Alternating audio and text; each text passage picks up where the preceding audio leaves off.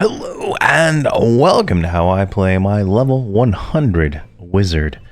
And we're going to jump right into it with spells and how I do some of the multi-bind hotbar stuff. But first up, I'd like the disclaimer. I'm losing my voice, or I've lost my voice. It's going to be a little rough here and there. And I apologize for that. Now, second, I would like to note that this is how I play my wizard, right? I multi-box with 6 characters. This character is a multi-boxed wizard. Now, some of this information will be useful to you outside of multi-boxing, but a lot of it is going to be very specific to exactly how I do it. And the spell orders and stuff kind of reflect, you know, how fast I kill mobs and stuff like that. So there's some options you can do that are different than what I'm doing, but for the most part, it could be very specific in certain cases. So let's talk about it here and get going. So the first spell I have up is Twin Cast. Twin Cast allows you to pretty much double nuke. You do Twin Cast and you get some charges, and then you can cast each of your nukes and they will do it's like you're nuking twice, right? Because each one can crit individually. It's not like it's double damage. It's more like I'm nuking, you know, what is this, Ethereal Weave twice. It might crit, it might not. So it's very nice, very critical to our damage. Now this spell is, I believe, Seeds of Destruction or Underfoot, so it's a pretty old spell. It never gets upgraded. The best you can do is Twin Cast 3 from the raids from whatever expansion that was. And we're going to do that at 125. We're going to go back and get all these guys. They're Twin Cast 3. But I'm not going to try to do it at level 100.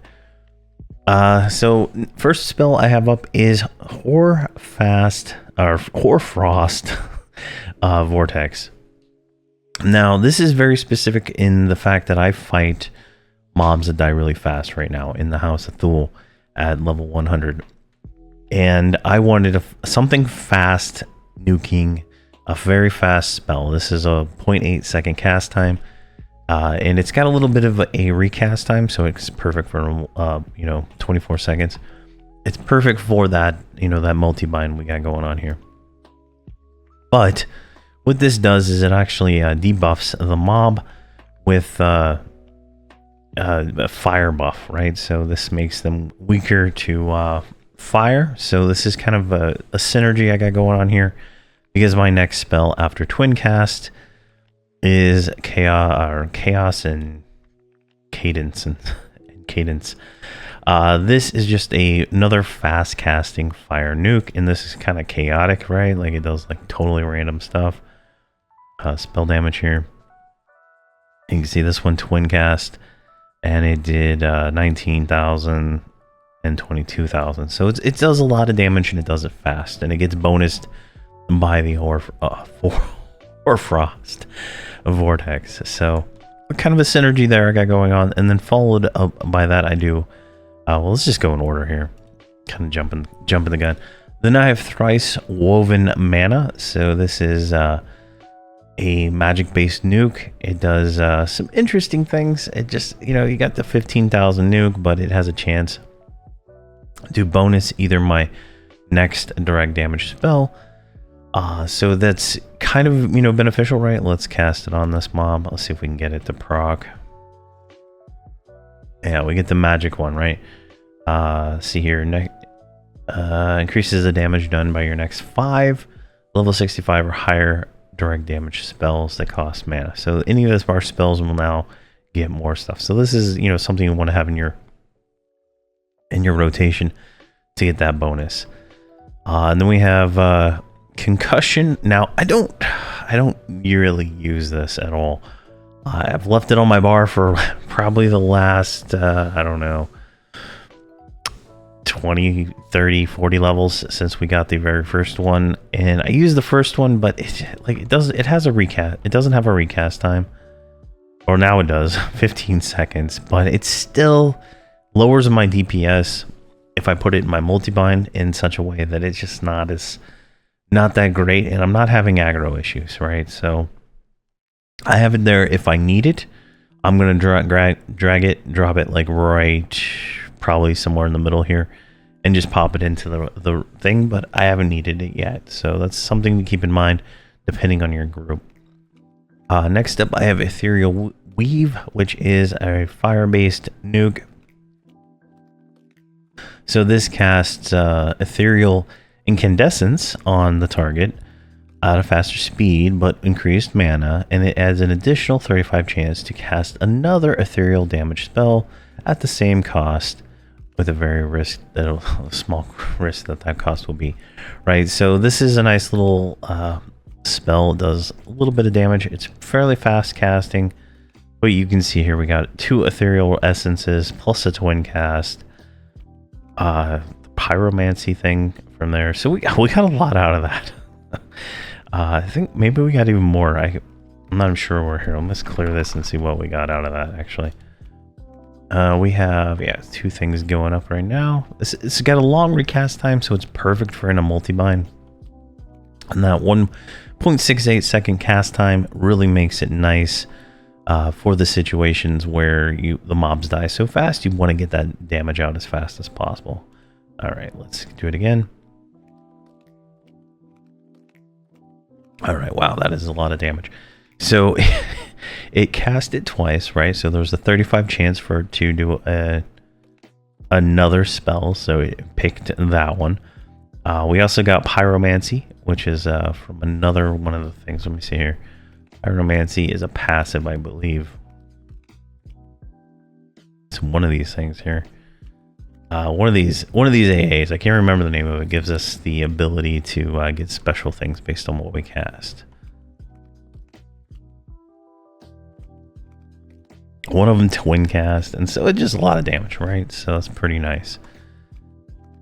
And then I have Gossic's Fire. This is another fast casting spell. It does fire damage. Now I'm adding more. I'm heavy loading the fire damage because of the Hoarfrost Vortex debuff to fire, right? So I don't know what spell is going to land on what, because it is a multi-bind, and I have literally no idea what spell order is going to go which. So it just is another fire spell just to get that in there.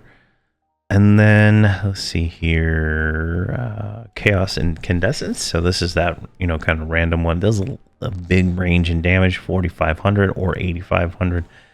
It's pretty nice. I like that it's fast. And you can see there, it hit twice with a twin cast. Insane amount of damage. Next up, I have Self-Destruction, which is our point-blank AoE. I don't use these as much, but in like lower level content, it's kind of nice to just be able to pop this and then just hit everything around me with a point-blank AoE, sometimes killing them.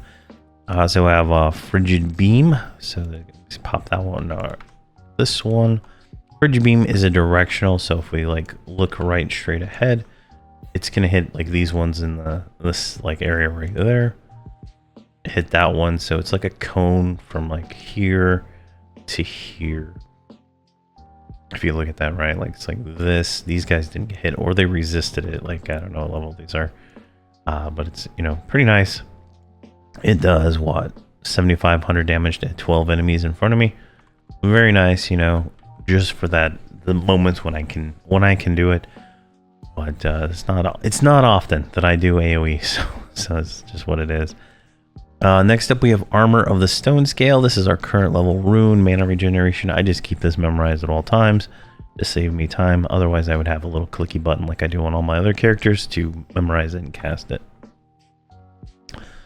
Then I have Bulalic Harvest, which is our current level harvest. It just gives us back 19,000 mana, so it's pretty nice. I used to have these in the multi-bind, but I took it out because it was slowing down the multi-bind by casting it all the time. And then the final slot is just to throw away whatever spot for portal or something like that. So I removed evacuation from our bar. I didn't need it. I have Exodus AA, and then I have the old Chardock Escape Staff, which really works, right? Like I don't need to evac very often, but when I do, it's nice. And then when I'm going through zones and I want to evac to get to the next spot, I use the staff because the staff doesn't really have a cooldown or anything. So it typically works out pretty well. I just evac, and if somebody gets left behind, I call hero them to me, and then I go on with my merry way. So it works out pretty well. Let's see here. Other than that, the other spells I use are Ethereal Unity, which casts Shield of the Dauntless, which never lands on me because I always have focus, and there's really no need for this line of spells. I don't feel at the moment. It just like focus is better in pretty much every way. I'm resist capped, I believe, at the moment. Yeah, I'm resist capped by like almost double. So it just doesn't even matter. Hit points in the armor class are lower, so focus is a better, better buy right there. But if this had mana regen, I would use it. So maybe that's something to the developers. Add mana regen to the pure caster or shields. Then I have my familiar. This character is got personas, so he is a little bit higher level than everybody else. Like he's got 125 mage and 125 necromancer. So he's already, done a lot of the content that we're going through and stuff like that. And that, it's just how it is with personas and stuff like that. He also has the Jan's Veil Illusion, which also adds a lot of goodies to his damage. Let me see here. Illusion benefit. You can see here, this is like the most overpowered thing in the world. It adds 200 damage to my spells, minimum melee damage, 100 or 1000 HP mana endurance, 10 HP mana endurance regen, 50% haste, 6% chance to dodge. So much stuff, right? It's just insane. This character has it. I don't think many of my other ones do yet, but we'll do that on Hobbs together. It's pretty nice. So that's something that adds to his bonus there. So that's I do cast an illusion to get that on me, but I usually just click it off. So let's see, make sure that's all that. Okay, let's talk about the multi-bind here. So my assist macro is assist target X target 19, which is in all my characters. So let's go ahead and put him on the right group layout. So here we go. So this is the Hobbs and Friends layout. I have all my characters on top. I have the X target 19 is the main assists target. You set these just by right clicking here and picking what you want to see. Like if you set somebody as the puller, you can literally put the puller on your target, right? You can set your pet, you can put your mercenary in there, all kinds of different options you can do and whatnot. So I have the tank at 20, his target or the assist target at 19. And so I base all my macros around that. X target 19 to assist, pet swarm, pet attack. That's for the Call of Zul little pet that we have. That goes out there. Then I use the mod rods that I got, large mod rod, modulation shard, and wand of phantasmal transvergence. These are what my current mage can summon, so that's what he uses, and that just really helps with the mana and stuff like that. So I've mentioned a few times, I don't know if everybody knows what it means, but when I say multi-bind, I mean you bind every single key on the hotbar to the exact same button. So as you can see here, all my things are bound to 5, and since the Everquest client allows you to bound to 2 different buttons, I have it on 4 and 5, but the 4 is more of a legacy thing that when I used to run a Necromancer, but the 5 is really what I'm focusing on today. When I push 5, anything on the bar down here that it has a 5 on it will have an opportunity to be activated in the client and thus cast that spell or do that ability. All built into the Everquest client, free of charge. So definitely something to look at if you want to multi-bind your stuff. I just have these 2 bottom bars completely multi-bound except for these last 2 buttons here. But you can see I don't have a whole lot of stuff in the multi-bind if it's itself. So first up, I have the Concussion AA, which is our the only way I do lower my aggro currently, since I do not cast Concussive Salvo directly. I use it through the AA, which allows me to eventually free up this spell slot. I don't think I'll need it on my bar anymore, because this is pretty good, but it is a 1 minute recast time, and I'm just not 100% sold on taking this off my bar yet. But this will cast us, lowering our aggro by a significant amount. Hell, it makes them forget you. So that's pretty nice, and all that is good. Next up, I have the Vortex. So I want to get the debuff out there, right? This is a quick cast. I want it, debuff to fire spells, right? Then I do twin cast right away, and then I do the 3 fire nukes. I do chaos first, followed by weave, followed by fire. Fire is more or less the spam one because it refreshes fast, but in fact, thrice woven mana becomes the spam one because it is the only one that is instantly refreshed. Here, I'll show this here in just 1 second. And then in the follow-up video to this, I'll show all the characters together in Lysinium, and I'll kind of talk about how I play them with parsing and all that. And then I have these 3 AA abilities here: Force of Ice, Force of Flame, Force of Will.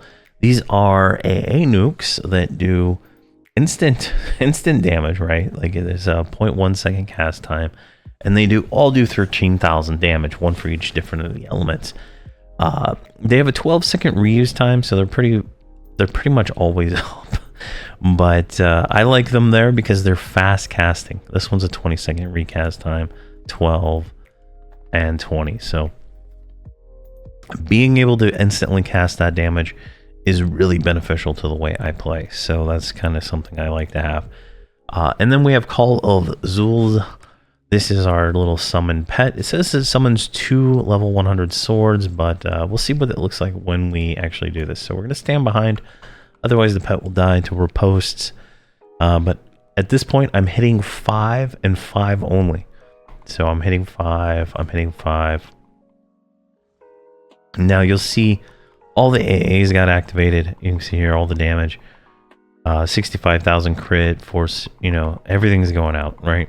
I'm only just spamming the 5 button. There's the 2 swords. You see them fighting. I have spell for particles off, so you don't see that they're actually flaming swords.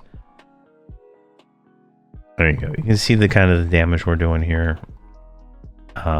You can twin cast the Vortex too. Jeez. But you can see all the spells get hit. I've been testing different ones and trying different things, and I could not get another spell into this roundup. So this is kind of like, I feel like this is the maximum I can possibly churn out in this kind of setup, with keeping the maximum amount of actions per minute that I try to go for in here. Right? That's why I do it this way. I optimize my amount of actions per minute to achieve the highest I can achieve for these DPS classes. Now it might not be the best rotation because there's some logic that you would want to apply, right? Like obviously if I'm playing a wizard, I would not cast a fire nuke without casting Vortex first to make sure that this debuff is on there, right?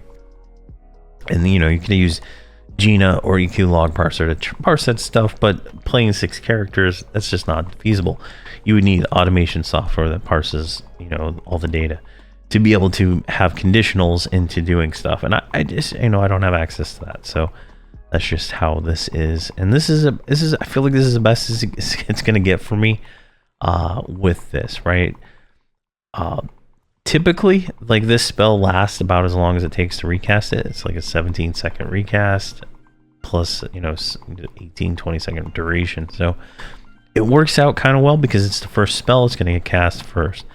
You can just see, like, we're getting a lot of stuff out here, but this is not realistic, right? Like, typical group experience mobs do not last as long as I've been talking, and that's kind of why I don't do showing the parsing in this, because the parsing is going to look terrible for him, in a situation where the mob lasts forever, because he doesn't have that high damage that you would expect, right?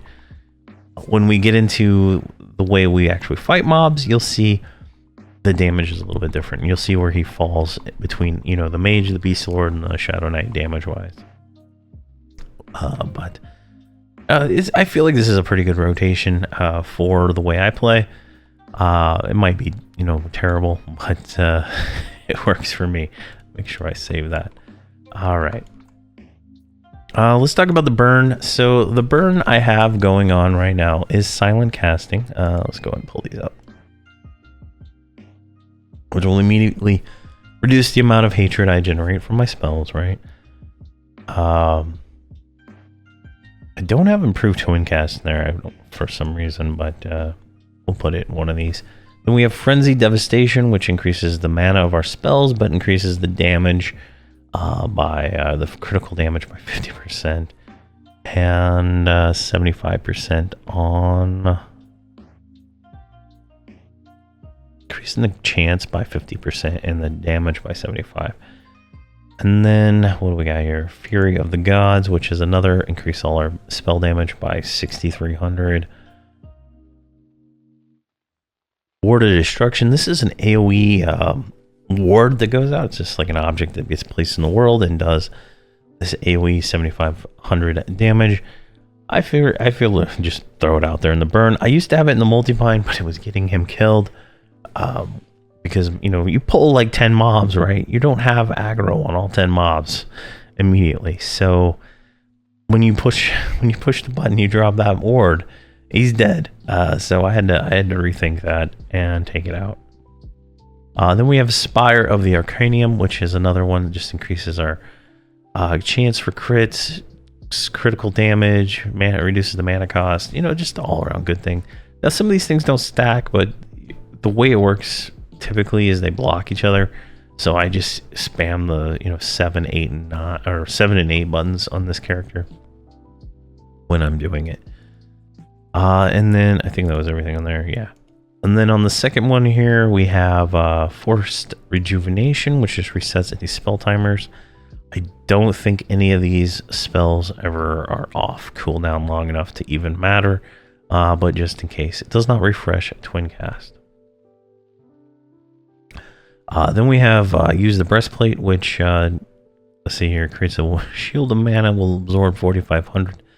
And then when it fades, you'll get mana back. So it's a little bit of a mana recovery thing for the future. And then we have Arcane Fury. Increase the base damage of our spells that cost mana by 30%. And then Arcane Destruction. Increase the mana of 24 dark damage spells by increasing the chance to crit. They will crit by 20%. And critical damage by 55%, and then absorb 10% of incoming spell damage up to 320,000. Yeah, 320,000. So another nice little one there. And you know what I'm going to do? I'm going to put it in right now because I forgot to put it in before. And we're going to do Alt 515 improved twin cast. We're going to put it right here at the last spot. Now, improved twin cast does not stack with twin cast, and I believe they will actually eat each other. So it's kind of the way this is. I'm always using the spell twin cast, so theoretically it would not be up by the time I burn. Theoretically, but I don't have any safeguards in there, and I think that's why I never put it in the macro, just because I wanted to be able to click it manually, but I'm too lazy to actually click into his window and click it. So there we are. Let's see here. That is all of that. Let's take a look at my mana burn macro. So mana burn is crazy good. I believe at this point in time, mana burn is like 2 million damage. Yeah, 2 million damage, and increases the damage your target takes from 500 non-life tap direct damage spells by 16,000 points. And then prevents other mana burns. I only have one wizard, so that's fine by me. But, I mean, as you can see, 2 million damage nuke. If it crits, right, I don't know what the percent chance for this thing to crit is gonna be insane. let's click the macro here and watch it on this combat dummy. So I do mind crash first, which allows the is it gonna actually work? Did I mess up this macro?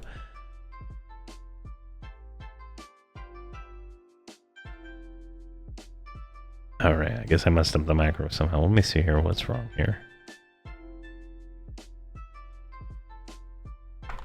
Pause 10.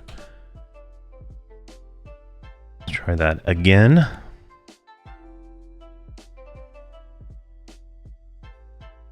That is so weird. Why is it not casting?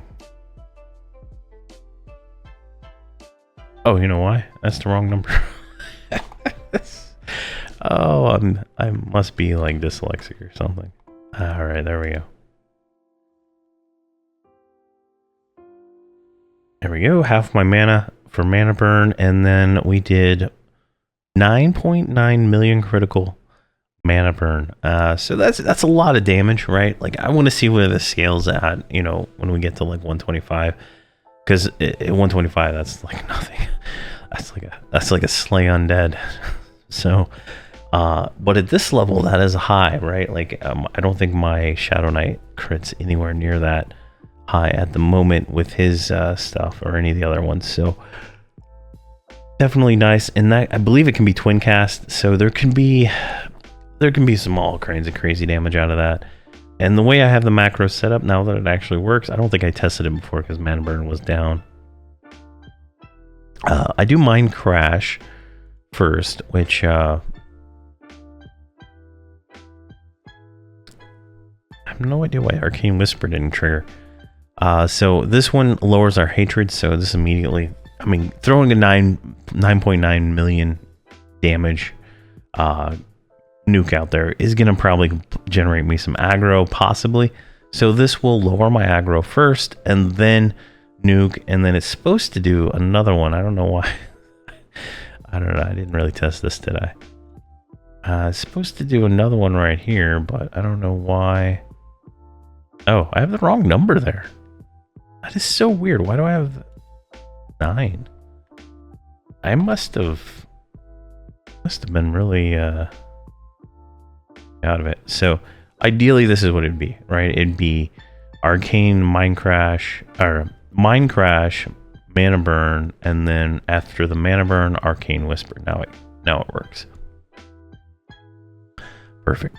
So there we go. So that's my, that's my burns. We fixed them live. But it is what it is there. Nothing else really. This class is, I feel, bare bones, right? It's got a lot of nukes, but nothing really else that I'm interested in useful wise, right? We have like teleport bind and all the travel stuff, but that's not really important. That's, if you need a travel class, I would recommend a wizard for that. Druid's fine, but I don't know. I leveled my druid to 125 and she's still out of mana, so I don't know what to say there. But this guy doesn't seem to have that mana problem yet. I think that's everything there. Gear wise, so we are using fire nukes, so we're gonna want the arms, fire-based damage on the arms, on pretty much all the gear this moving forward. We also do cast wrong window. We also do cast magic nukes, so we're gonna want the helmet, and I don't know where the ice damage is. I don't think I've ever even looked for where is the ice damage. Maybe the gloves. Yeah, there we go, the gloves. All right, so the gloves, these are all the different elements, so you're gonna want these items as your best items, right? To put it in perspective, the Lorien Song raid firearms for a mage give like 170% extra damage. So this is really where like mages get their gear-based damage. Or not mages, wizards and mages, all the pure casters, they get from their gear, their focus items are where they get their real, bonus damage. It's not just the spells, because the spells are in combination with this stuff, right? So I'm assuming that the Outer Brood is going to be like 180 plus damage on percent damage on this stuff. So you're gonna get a lot of damage out of that. So if you are on FV like me and you're looking to buy raid stuff, these are the 3 items I would focus on first, and then you're gonna want to pick up probably a staff. Now I'm testing it on my 125 characters, but right now I have serious mana issues with my mages, and I don't know if it's going to apply to this character. But something I've been testing is using these mana regen proc-based weapons. So like it's going to be a sword and a shield, or a dagger and a shield, whatever it is, instead of using a two-handed staff to alleviate my issues and reduce my downtime, right? Like I want 0 downtime when I play. I don't like stopping. I don't like doing anything like that. So long term, I'll probably be testing out both with this character. So I'll be switching between a two-handed staff and the mana regen one-hander plus a shield. I like the shield because later on, the shield gets an AUG that has more mana regen on it than the combination of the sword and shield versus the staff, right? The staff always is going to have less mana regen than the shield plus the weapon plus the AUG, right? So there's some different combinations there. It's very nuanced in how you play and stuff like that. So just something to keep in mind. But this character is a 125 mage and necromancer. So I've done a lot of work testing that out and seeing where that all goes, and I'm almost ready to make a decision on that. But that's the gear I would focus on. Like my gear here is just literally stuff bought from the Call of Forsaken vendors at 95. I have not had any opportunity to upgrade this gear yet, as I'm still on House of Thule, which only drops level 90 gear. Now, my non-visible armor, like the earrings and stuff like that, is all of the tower gear, and I would highly recommend using that. It's better than everything at the level you can get it, right? Like, so at 95 it's the best you can get, at 105 it's the best you can get, at 115 it's the best you can get, at 125 it's the best you can get outside of, you know, raid armor in almost all cases, at least for what I was looking for in the classes I play. So that's something to consider. The tower is only going to be here until probably January. So you kind of pre-buy it if you can, just to have it. It's going to be, it's not going to be better than the Outer Brood group gear. It's better than the Lorien Song group gear. So at 125. So that's something to keep in mind there. All right, I think that is everything for the wizard. I can't think of anything else that I would like to talk about. These videos are long. One day I'll learn to be concise, but you know, there's a lot to talk about. There's a lot of nuance to this, every one of these classes, and it's just not just, you know, cast these 5 spells and you're done. Like I don't feel like any of these classes are like that. You might be able to get away with that in like WoW or something like that, where there's no choice. But there's a lot of choice in this game and stuff like that. So with that said, thank you very much for watching, and please have a fantastic day.